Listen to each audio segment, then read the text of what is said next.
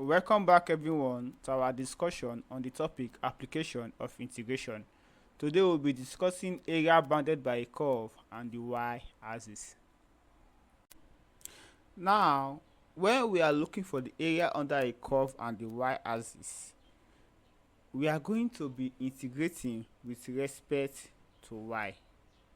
Now, the diagram shows a curve of a function f of s.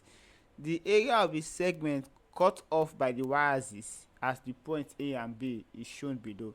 Now, to get the area of that segment, it will be equal to the integral of f of y dy with our limit taken at A and B, which should be equal to f of y A and B, which should be equal to f of A minus f of B, where here f is the integral result of f of y.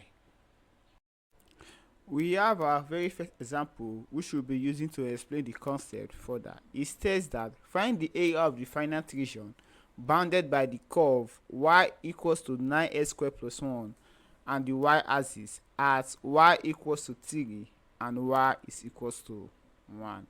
Now, solution, we'll be writing down our equation y equals to 9x squared plus 1, and as we have said earlier, we'll be integrating with respect to y, so our area will be equal to the integral of f of y dy with our limit being A and B. Now, the very first thing we are going to be doing is to try and sketch out our curve so we know what we're actually working with, and then we are going to be making s the stability formula so that we can have a function based on y which we can integrate. Now, making s the stability formula, y is equals to 9x squared plus 1, and simplifying further, 9 minus 1 will be equals to 9x squared. That is, we're subtracting 1 from both sides. Simplifying further, that's divided by 9 and finding the square root.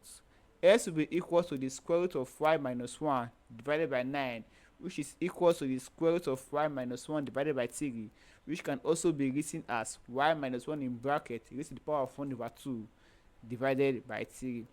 Now, in order to sketch our curve, we'll be needing some points so that we'll be able to sketch the curve.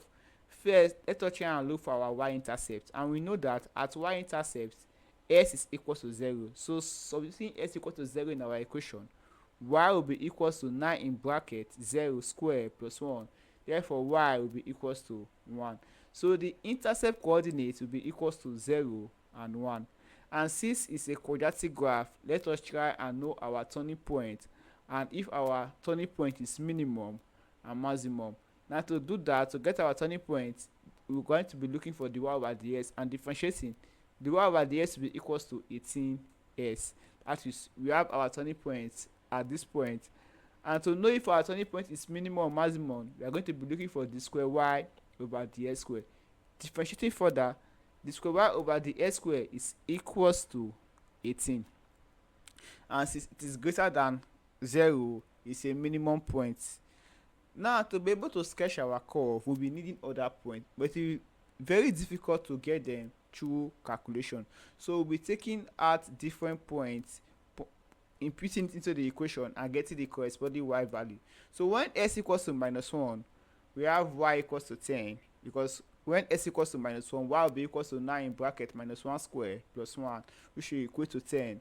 And when s equals to 1, it will still give us 10. Basically, still y equals to 9 times 1 square, which is 9, plus 1, which is also equals to 10. So we'll be using these 3 points to sketch out our curve. Now, sketching, we will get the figure as shown on the screen. Now, finding our area under the curve, first thing we would note here is that our curve is symmetrical along the y-axis. That is, we have even area bounded on the right side and on the left side. And when we find the area, we'll be able to get the area of just one side, and we are going to be multiplying this by 2 to get the total area bounded by the curve and the y-axis. So, integrating with respect to y, our area will be equals to the integral of 1 minus 1 in bracket to the power of 1 over 2 divided by 3 dy, with our upper limit being 3 and our lower limit being 1. Simplifying, bringing out our fraction, a will be equals to 1 over 3 the integral of y minus 1 in bracket to the power of 1 over 2 dy, with our upper limit being 3 and our lower limit being 1. Integrating, it becomes a is equals to 1 over 3 times 2 in bracket y minus 1 to the power of 1 over 2 divided by 3, our upper limit being 3 and our lower limit being 1. At this point, simplifying further, it becomes a is equals to 2 in bracket y minus 1 is the power of 3 over 2 divided by 9. At this point, we are going to be substituting our upper and lower limit, but obviously when we substitute our lower limit, it's going to give us 0 because y minus 1 becomes 1 minus 1, which is equals to 0. So we can omit that entire part to be equals to minus 0. So our area becomes a is equals to 2 in bracket 2 raised to the power of 3 over 2 divided by 9 minus 0. And simplifying further, a will be equals to 2 root 8 divided by 9, which is equals to 4 root 2 divided by 9. Now to get the total area, we are going to be multiplying by 2. So our total area will be equals to 2 times 4 root 2 divided by 9, which is equals to 8 root 2 divided by 9 square units. Our next example states that find the area of the finite region bounded by the curve y is equals to 16x squared and the y-axis at y is equals to 4 and y is equals to 0. Our area is going to be the integral of f of y dy with our limits being a and b, where these are the regions which are bounding our curve. Now our first call of duty to try and sketch our curve. So in doing so, sketching y is equals to 16x squared and differentiating dy over the s is equals to 32s and the square y over the s squared is equals to 32. So we know that our curve is minimum. Now we are going to be looking for two other points that we are going to be using to sketch our entire curve. Now when s equals to 0, y will be equals to 0. And when s is equals to 1, y will be equals to 16 because 16 times 1 square is equals to 16. And when s is equals to minus 1, y is also equals to 16. Now we'll be using these three coordinates to sketch our curve. And sketching, we are going to get a diagram as shown. Now our next step is to make s the subject formula. Now y is equals to 16s squared.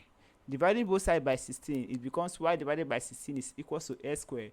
And finding the square root of both sides, s will be equals to the root of y over 16, which is equals to root y divided by 4, which is also equals to y is the power of 1 over 2 divided by 4. So our area will be equals to the integral of y raised to the power of 1 over 2 divided by 4 dy with our upper limit being 4 and our lower limit being 0. Removing our fraction, it becomes area is equals to 1 over 4 the integral of y is power 1 over 4 dy with our upper limit being 4 and our lower limit being 0. Integrating y is the power of 1 over 2, it becomes y is the power of 1 over 2 plus 1 divided by 1 over 2 plus 1, which makes our area to be equals to 1 over 4 times y is the power of 1 over 2 plus 1 divided by 1 over 2 plus 1 to our upper limit being 4 and 0. Simplifying further, area will be equals to 1 over 4 times y is the power of 3 over 2 divided by 3 over 2. And multiplying our fraction out, our area will be equals to y is the power of 3 over 2 divided by 6 with our limit being 4 and 0. Now when we substitute our lower limits, that's y equals to 0, it will equate out to 0, so we'll be left with just our upper limit. So our area will be equals to 4 is the power of 3 over 2 divided by 6, which is equals to 4 over 3. Now since the curve is symmetrical along the y-axis, our total area will be our area times 2. So multiplying by 2, our total area will be equals to 4 over 3 times 2, which will be equals to 8 over 3 square units.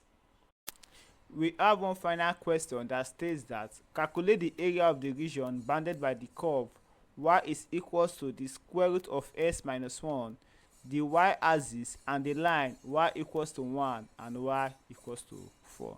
Now writing down our equation, y is equals to the square root of s minus 1 and making s the subject formula by squaring both sides, it becomes s is equals to y squared plus 1. Now to be able to sketch our curve, we are going to be plotting out or taking down the data for some coordinates.